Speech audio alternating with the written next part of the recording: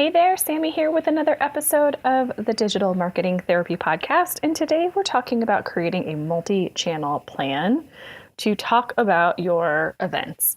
Now, I'm a big fan of not doing all the things. I'm a big fan of not spreading yourself too thin. So we're going to talk about kind of the big picture stuff and how to break it down, but I want to make sure that you don't feel like you need to do everything that we discuss in here, but that as you keep going and growing and working your way towards it, each new layer that you add something different and keep growing. So you might need to come back to this episode a couple times and just, after you've got one event down and you've done it with the steps that you've already got, then you can add in another step and then you can add in another step. So don't get overwhelmed by the different things that we're going to talk about here. But I do think that it's important, especially in the online space, that you are talking about your events on multiple platforms and channels. So with that, we'll hop into the episode in a second. But this episode is brought to you by our office hours. So if you're listening to this episode and you're like, okay, yeah, I got it. I need some help to strategize and figure out what my best next step is.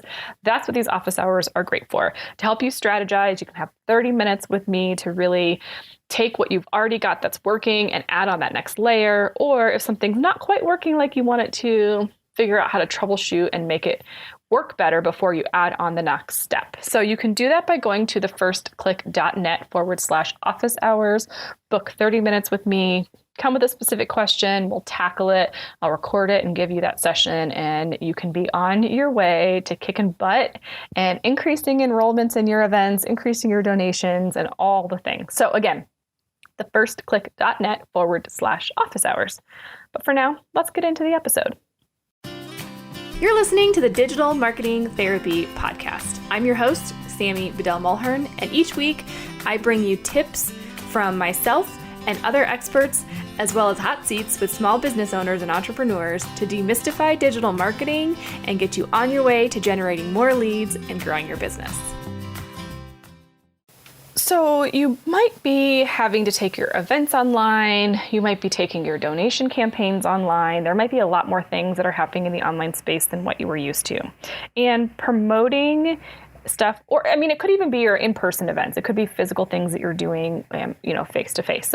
But promoting things online can really be a benefit and a way to reach a lot of people in a more cost-effective manner. And, even if you're running ads in print publications or you're in community calendars and things of that nature, the online space, most of those publications also have, databases and calendars and all of that online as well. So I really want to encourage you to make sure that you're taking your events online and you're planning and promoting them online. And this doesn't mean that it has to be expensive at all.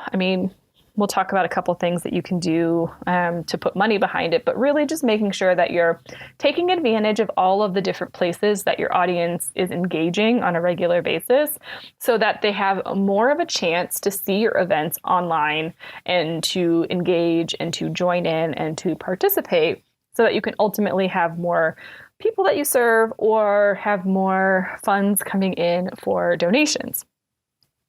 So obviously, I am a huge fan of websites. I think that they are kind of the center to the hub, and it's really important to have a website that includes up-to-date information. If I'm looking at an event and I visit a website and that website doesn't match up with the data that I'm seeing or the dates or the timeliness, that's going to give me a little bit of a red flag, and I might be a little bit like, do I really trust that this organization has their stuff together?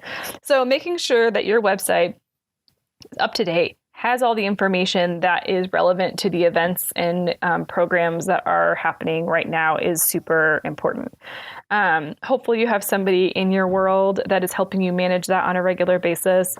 But if not, you might want to try to find a volunteer or a board member or somebody with the tech skills to kind of help keep that website up to date so that it is accurately reflecting the things that you're putting out in print, in person, and online. So that's the number one thing. I want to make sure that you have your website up to date. The second thing is utilizing social media. So again, I don't want you to be on every single platform. You don't need to be on every platform under the sun. Pay attention to where your audience is and pick one or two platforms that make the most sense for where they are.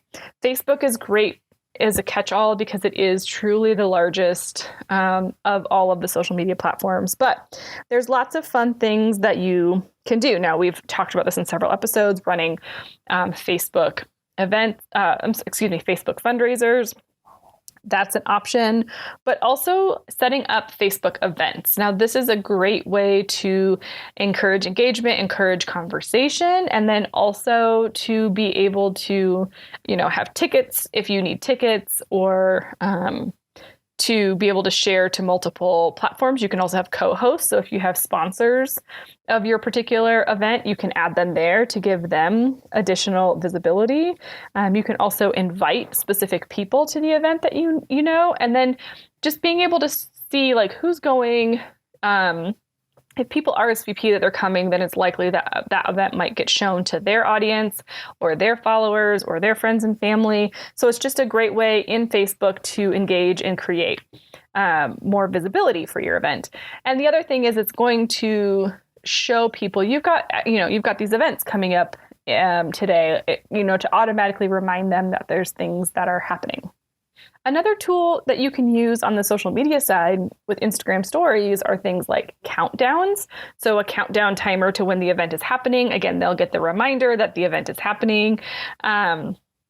And, you can also do Q&As or polls like, what would you like to see? Are you excited about yada, yada, yada? You can feature your sponsors again. So lots of good features there as well. So once you've got your information on your website, when your event is, make sure you're sharing it on social media. Then the other thing that I love is to create a blog post around the event that you're doing. Who are the sponsors? Why are they involved in the event? Who is this event supporting? Is it a specific program within your organization, or is it your organization as a whole? This is a great opportunity for you to share things like your $25 registration fee covers 3 kids' meals for a day or a week or a month, whatever it might be, right? To give a little bit more nuance and conversation around what the event is supporting, why it's important, why people should be engaged. That blog post is a great thing for you to then share with your email list. If you've been listening, you knew that was coming. You knew email was coming. So sharing that blog post with your email list to help them get engaged, asking them to share that blog post with anybody else that's in their network that they think might be interested. And then again, as we go back to social media, as you're kind of working towards the lineup to your event, really taking into consideration the different pieces of content that you're going to create. So again, I will reference in the show notes at thefirstclick.net/podcast, the episode we did on creating the promo kit that you can share with people to share about your event. But as you're gearing up content for your event, a blog post, is another piece that you can leverage and share with your audiences as well. So really, those are kind of the core things that I really think are important. Making sure your website's legit, have a blog post ready to go that talks about the benefits and where the money is going. Sharing that with your email list because that they're your strong, loyal followers, and then being consistent and showing up in several different ways on social media. That's a really great place to start. Now, obviously, some other things that we've talked about are, getting on community calendars wherever you are locally. A lot of the news stations will have those, local newspapers.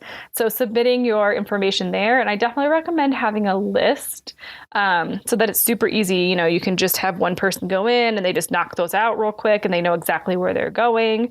And then the last kind of, bonus thing that I'll say is really encouraging through the promo kit that you create for your event, your board members and your volunteers and your staff to share it with their immediate network, just so that it can be broadcast out to more people and cast a wider net. Because you have to remember that it takes about 6 to 7, if not even more times for somebody to see something before they kind of remember and they're ready to engage. And that's true for consumer brands, but it's also true for nonprofits. And as the space gets busier and busier, it's important that you're doing a multi-channel plan for your events so that, it's likely that somebody might see it on Facebook today, and then 3 days later, they're going to get an email and they're going to be like, oh yeah, I wanted to look into that event. And then a few days later, they're going to see your blog post. And then maybe after that, they're going to see another social media post. And then maybe they're going to see the event post that their friend is going. Like, all of those triggers are going to be important in getting people to participate. So don't get upset if you don't have, immediate signups at the beginning. You definitely want to keep peppering it out, keep speaking about it. Don't assume that people have seen it a bunch. They probably haven't. And if they did and they didn't interact right away, they probably need to see it again. So create your multi-channel plan to include your website, your email list, your social media, and your community. And let me know if you have any questions. But for now, make sure you check out the show notes. I'll put some additional resources there, and you can do that at thefirstclick.net/podcast. And I look forward to seeing you in the next episode. Make sure you subscribe so you don't miss one.